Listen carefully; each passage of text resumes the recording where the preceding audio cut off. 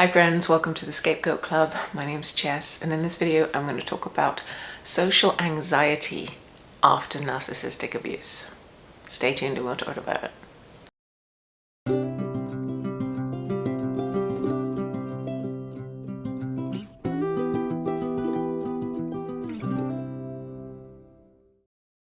Hi folks, welcome. So I'm Jess. I'm a psychotherapist, I am a coach, and I come from a difficult family which has a lot of narcissistic behaviors and patterns in it. And through work, I obviously come across a lot of people who've been in very difficult, abusive and narcissistic relationships. And one common theme that comes up with clients that I work with is social anxiety.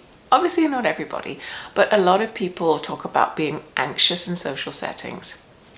And it really seems to be tied to their history with the narcissist. Now, this might be narcissistic parents or other family members, or it might be a partner, potentially a work colleague. It all applies here. But often the thing that strikes me about this is that people tell me they're socially anxious in not the first time that I meet them, and also I haven't picked up on it. It happens, it comes out further down the line when we've met and we've been talking sometimes for hours and hours and hours. And it's not that I don't think it's true for them and they don't feel it, but it's very obvious for me that it's not coming from a place of not being able to hold a conversation, and it's not a case of not being interested and not caring about other people that they're talking to. Often the people who say that they have the most social anxiety, from my perspective, are some of the most interesting and caring and lovely people. But there is something happening in this social setting. So that's what I'm going to dive into this video. And as always, I'd love to hear your thoughts around this. Basically, narcissists thrive on being better than other people. They need to feel better than others in order to function. And so that inevitably means that the people around them need to take a lower role than the narcissist. And so that can really affect our self-esteem. So when we're in narcissistic relationships, often there's a lot of criticism flying around. There can be a lot of comparison. There can be gaslighting and manipulation that can confuse us as well. So we might be told that we're not so good, and then we might get confused about certain things. Narcissists also are not supportive. They just can't be those people in our lives. And so if we do, or when we have faults, because obviously we all have them, the narcissists in our lives will exploit them rather than try and support us and work through them with us. So all of these things can lead us to having lower self-esteem, really thinking that we're not good enough. And so when we have a lower self-esteem, it's harder to be in social situations. It could be also that we're out socially with the narcissist and they will either publicly or afterwards tell us what we've done wrong. They might say things like, "I can't believe you just said that," or "Are you going to go out wearing that?" They might be kind of sowing the seeds of the fact that socially, again, we're not good enough, we don't fit in, that other people are going to be judging us. So naturally, after time, what that's going to do, if we don't have enough support around us saying, yeah, it's not you, it's that person, it's their words or their perspective. Over time, what can happen is that we can really start to believe these things, especially if we're thoughtful and we really think about how we are showing up in the world and what other people think about us. If we're getting input that is always negative and skewed from a particular person, then it can skew our thoughts about ourselves negatively. And so what we end up doing is believing that we aren't good or that we aren't good enough. And we can almost start to criticize and then censor ourselves in social situations. So we start questioning, are we going to show up right? Are we going to say the right thing? We wonder afterwards, did we say something that was wrong? What happens? What will people think about that specific thing we said? We can almost fixate on just one word or one phrase or one tiny part of an interaction when we've been around people for, say, several hours. But we focus on these little parts rather than generally the fact that we got on okay, they're friends of ours, we might see them again, or we were successful, the meeting went well at work, or whatever it looks like. We get very hyper vigilant around things that we've said.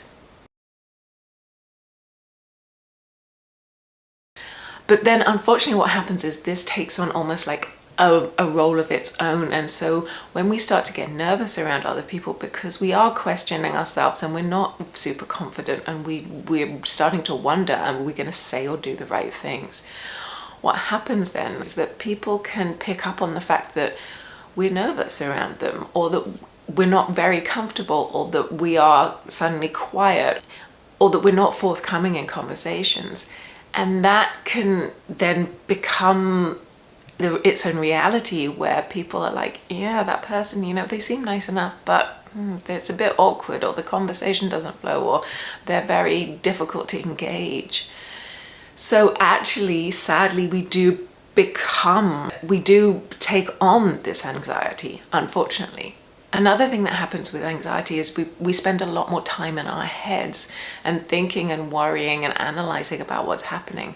When we're in our heads, we're not as present and we're not as engaged in other people. And so maybe, again, we're not in the conversation, we're not responding to cues, we're thinking more about what we should say rather than what the other person is saying.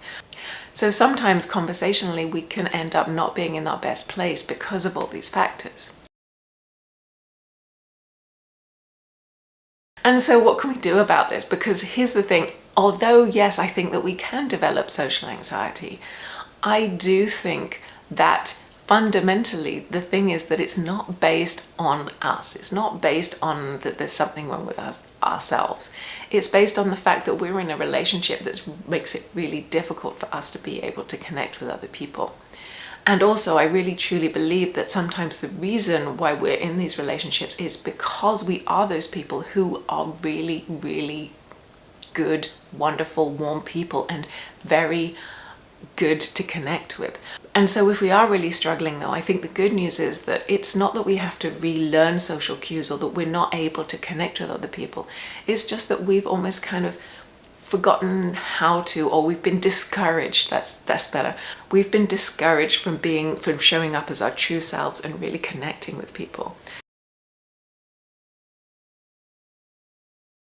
So if this is something we're dealing with, I think it's good, first of all, to realize what might be happening.